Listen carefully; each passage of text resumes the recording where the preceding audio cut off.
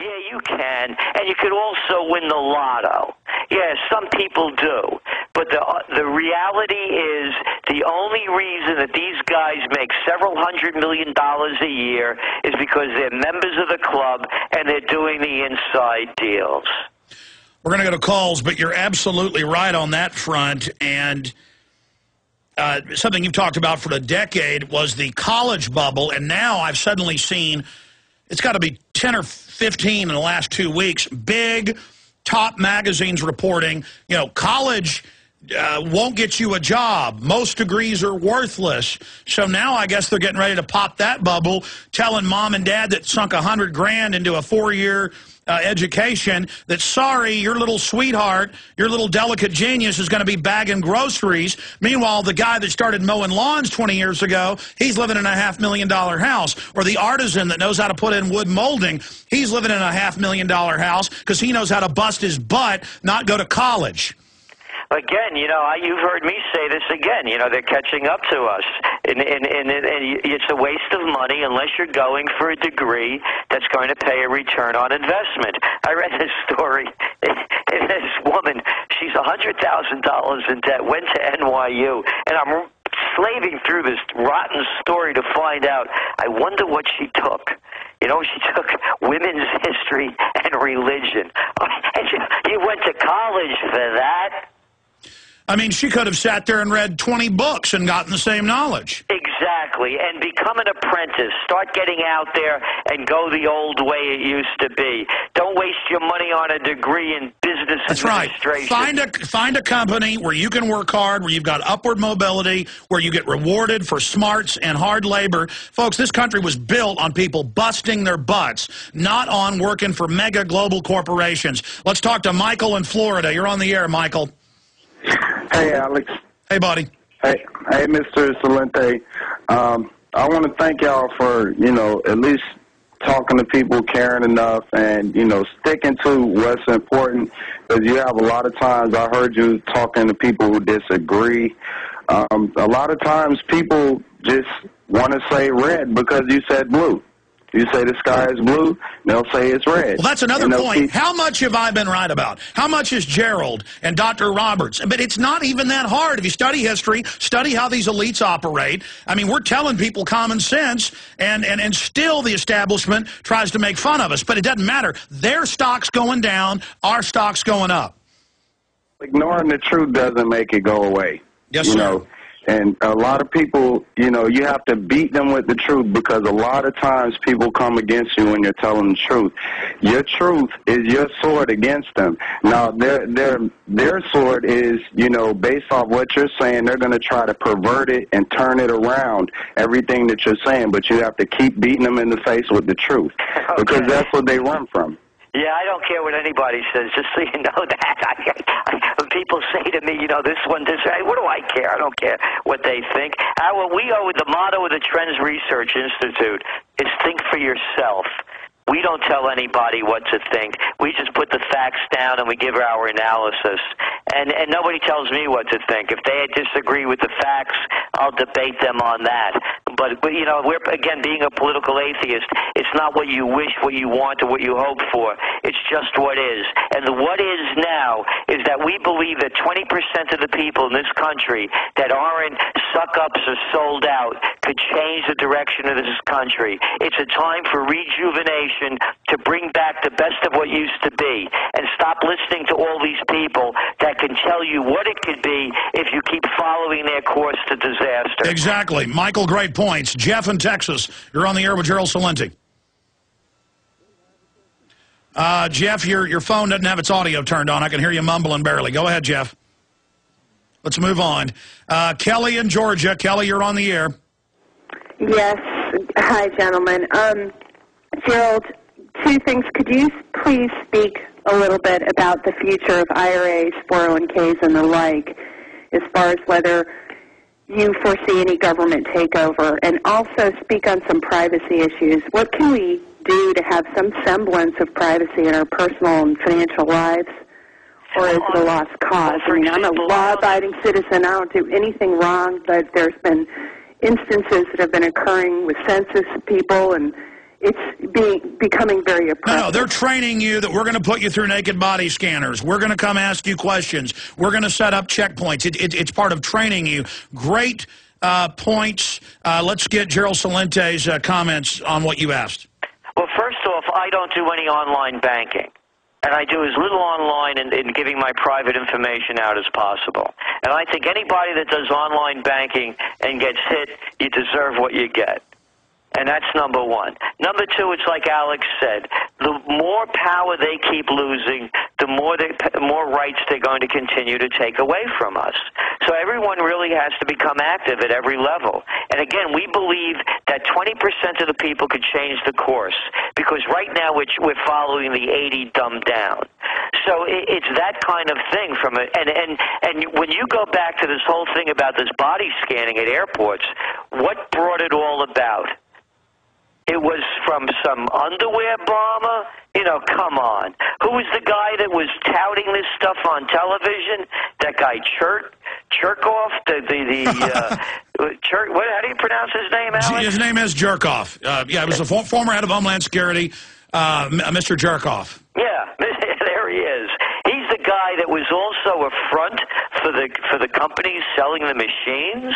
I mean, how could anybody be so stupid? Well, they ordered him a year before the underwear bombing. Then I had the lawyer on who was on board the plane, and it turned out everything he said was true. The U.S. government, CIA, ordered the State Department to let him on the plane. It was all staged, and it even came out in mainstream news. But here's another question going along with what Kelly was asking you, dealing with this.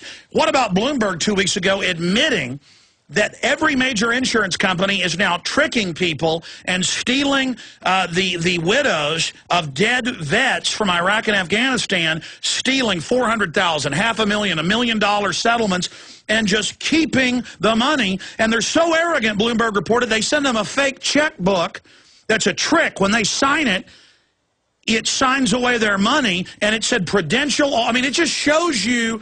And then now they're announcing, oh, the government's ordering private pension funds to invest in failed banks. So they're already stealing the money. Yes, they are. And on the question of will the government become involved in taking over pension funds, et cetera, they're capable of doing anything. And unfortunately, I have to put money in IRAs because of tax purposes, so for my retirement program, or else I wouldn't at all. And you know me, I don't believe in investing in stocks, and I only invest in gold and different currencies. And my currencies are only hedges against one going up and the other going down, so I preserve my wealth.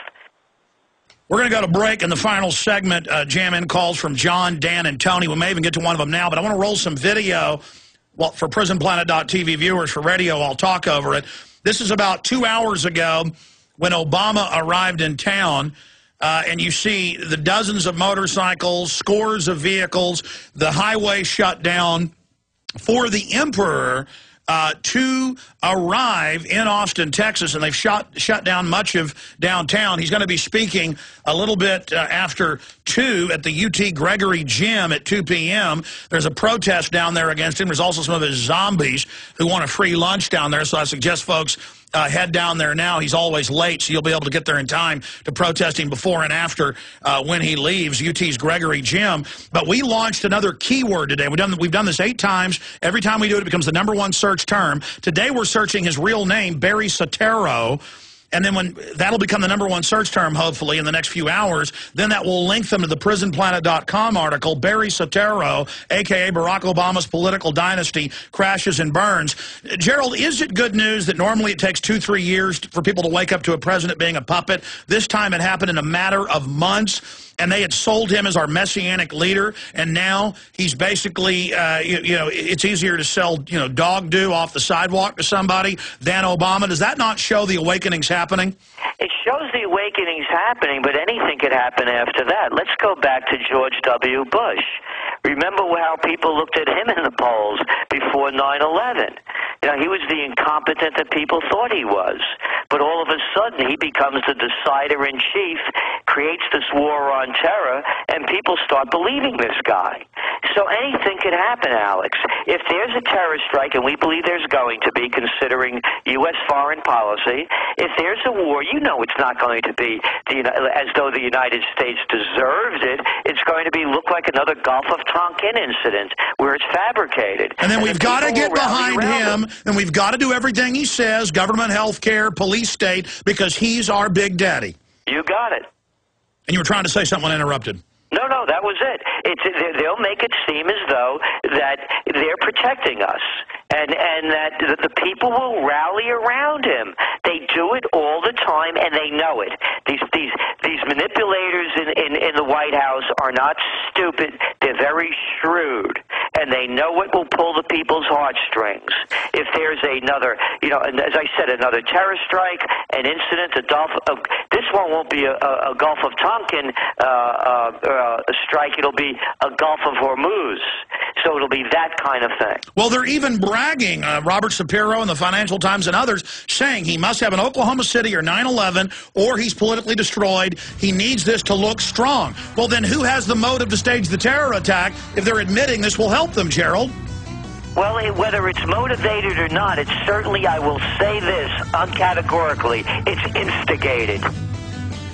Very good points. Final segment with Gerald Celente straight ahead. I'm Alex Jones with Infowars.com. Don't forget the network website, GCNlive.com, and Gerald's site, FriendsResearch.com. We'll be right back. We're making the search term Barry Soetoro today, S-O-E-T-O-R-O.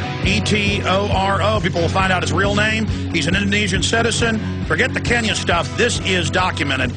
I want to just take a few final calls here with Gerald with quick comments or questions. Let's talk to John in Wyoming, then Dan, Tony, and Tim. John, you're on the air. Go ahead. Thank you, Alex. I served in the submarine service during the Vietnam War, and I'm wondering, Gerald, do you believe it was the North Koreans who torpedoed that South Korean patrol boat, or was it one of our submarines who did that in order to try to precipitate a major war with North Korea? One of the things that I've learned to do, and it's become very enjoyable for me, is I start watching Russian TV and China TV. You can get it on the cable channels. And I was listening to a Chinese expert who categorically denied that was a torpedo from North Korea. He said, and he went on with the evidence. There's nothing that they tell me that I would believe. Well, the one they show looks like a German torpedo, and there was a drill going on with the U.S., South Korea, and Japan when it happened.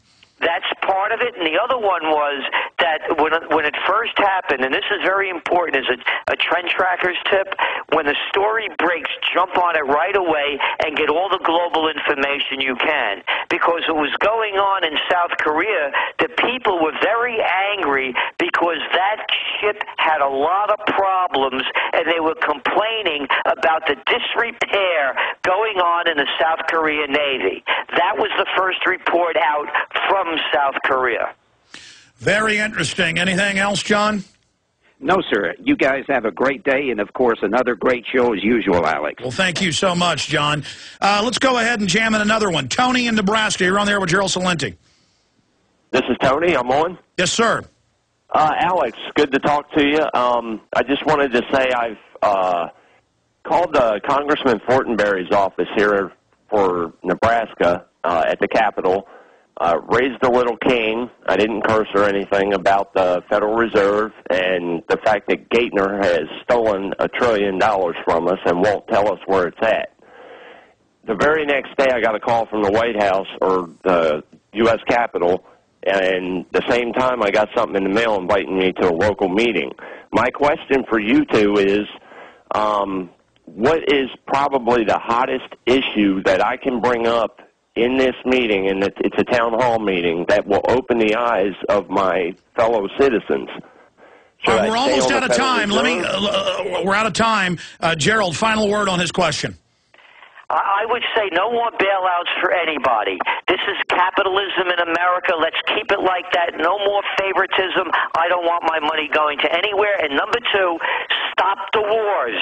bring our people home, and reinvest that money in America. It's trillions a year. I mean, imagine. Trillions a year and bodies being blown up. And you want to talk about war porn? Look what that Time magazine did with the cover of a woman with no nose.